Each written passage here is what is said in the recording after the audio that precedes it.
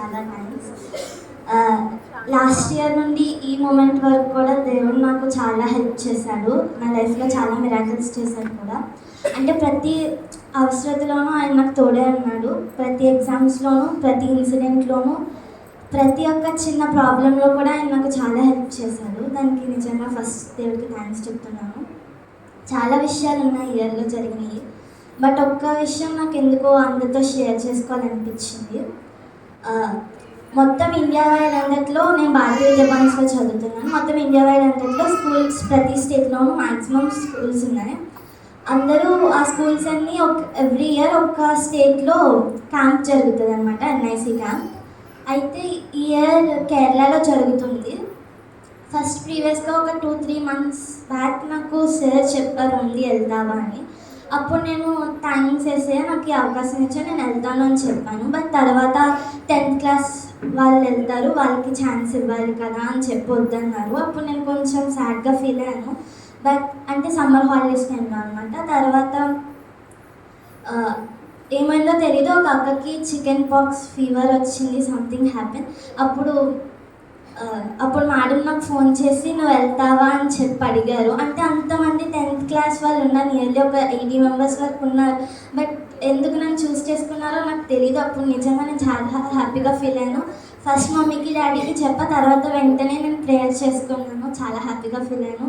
కేరళకి దేవుడు నన్ను పంపించారు, మా స్కూల్ తరపు నుండి నన్ను రిప్రజెంట్ చేయడానికి నన్ను పంపించారు. నేను చాలా హ్యాపీగా ఫీల్ అయ్యాను.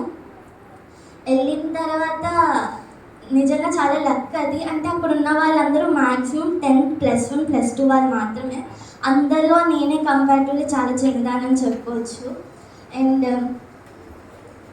అక్కడికి వెళ్ళిన ఫస్ట్ డే ఏమవుతుందా అని భయపడుతూనే వెళ్ళాను. దేవుడు నిజంగా చాలా చూపించారు నా వైపు. తర్వాత అక్కడికి వెళ్ళిన ఫస్ట్ డే నా సూట్ కేస్ లాక్ పడిపోయింది, ఓపెన్ అవ్వలేదు. కోడ్ అయితే నాకు ఇంకా గుర్తుంది, 00 అనే పెట్టాను. బట్ తర్వాత అక్కడ ఏమైందో తెలియదు, మొత్తం చేంజ్ అయిపోయింది. నేను ఎంత ట్రై చేసినా లాక్ ఓపెన్ అవ్వలేదు. చాలా భయం వేసింది, భయంలో ఏడ్చేసాను. అప్పుడు మమ్మీకి ఫోన్ చేస్తే చెప్తే అప్పుడు ఏం కాదు, ఫీల్ అవ్వకు, ఫస్ట్ ప్రేయర్ చేసుకోను అని చెప్పి అన్నారు. అప్పుడు నేను ప్రేయర్ చేసుకున్నాను. మేడం చాలా ట్రై చేశారు, బట్ ఓపెన్ అవ్వలేదు. ఇంకా ఏడుపు వచ్చేస్తుంది, ఇంకా ప్రేయర్ చేస్తూనే ఉన్నాను. అంటే 6 days వరకు అక్కడే ఉండాలి, 1 week వరకు అక్కడే ఉండాలి. సూట్ కేసు ఓపెన్ అవ్వకపోతే నా బిలాంగింగ్స్ అన్నీ అందులో ఉన్నాయి. తర్వాత సార్ వచ్చారు, ఏదో చేశారు. నేను అప్పటికి మళ్ళీ ప్రేయర్ చేసుకున్నాను, ఓపెన్ అయింది అది. అండ్ ఇంకా డేస్ మొత్తంలో దేవుడు నన్ను కాపాడాడు. అండ్ ఇంకొకటి మా స్కూల్లో హౌసెస్ వైజ్ సిస్టమ్ ఉంటుంది. ఆ సిస్టమ్ అంటే మా హౌస్కి నన్ను వైస్ కెప్టెన్ కూడా చేయించారు.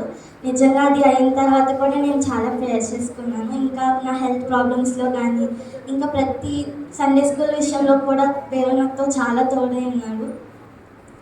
అక్క ఎగ్జామ్స్లో కూడా చాలా హెల్ప్ చేశాడు.